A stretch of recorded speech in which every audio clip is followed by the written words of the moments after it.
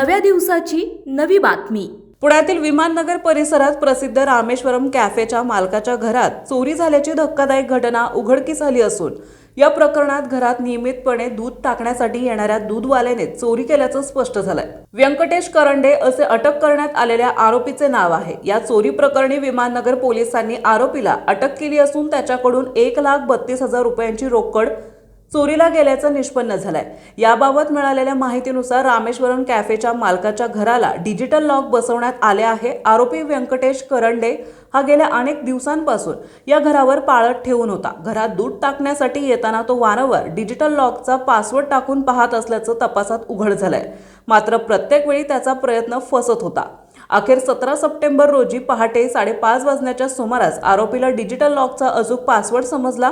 त्यानंतर त्याने घरात प्रवेश करून कपाटातील 1,32,000 रुपयांची रोकड लंपास केली। चोरीनंतर तो तेथून पसार झाला। दरम्यान घरातील सीसीटीव्ही कॅमेऱ्यांमध्ये ही संपूर्ण घटना कैद झाली असून त्याच्या आधारे पोलिसांनी तपासाची चक्रे फिरवली।